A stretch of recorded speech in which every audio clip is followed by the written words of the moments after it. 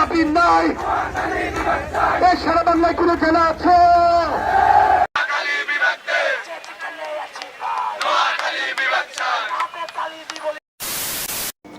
অবশেষে নোয়াখালীকে বিভাগের দাবিতে প্রতিবাদী মশাল মিছিলে আবারও উত্তাল পুরো নোয়াখালীবাসী।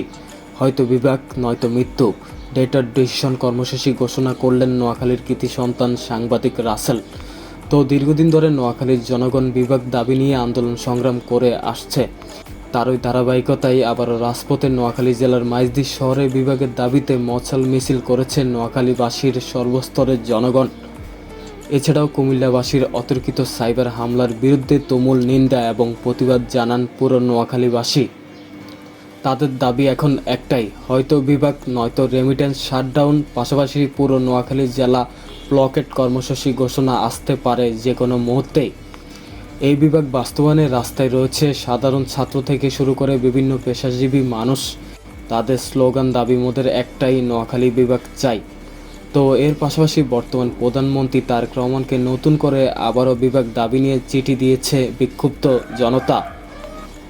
চিঠিতে বলা হয়েছে এটি কোনো রাজনৈতিক দলের একার দাবি নয়, বরং বৃহত্তর নোয়াখালী, ফেনী ও লক্ষ্মীপুর সর্বস্তরের মানুষের প্রাণের দাবি।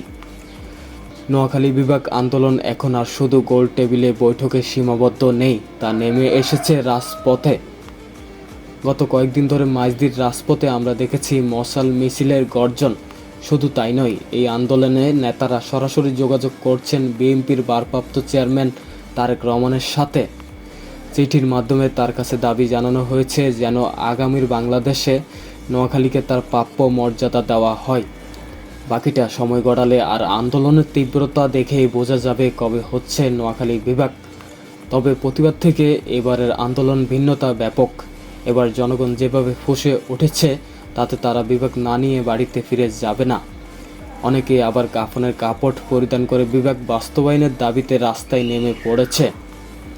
তো প্রাক্তন প্রধানমন্ত্রী বেগম খালেদা জিয়ার জন্মস্থান ফেনী জেলায়, যার প্রেক্ষিতে বিএনপি অতীতে বলেছে তারা যদি ক্ষমতায় আসে তাহলে নোয়াখালী বিভাগ পাবেই। এখন যেহেতু বিএনপি সরকার ক্ষমতায়, সেহেতু একমাত্র তুমুল আন্দোলনকে কাজে লাগিয়ে নোয়াখালীবাসী তাদের বিভাগ বাস্তবায়ন করার শ্রেষ্ঠ সময় এখনই।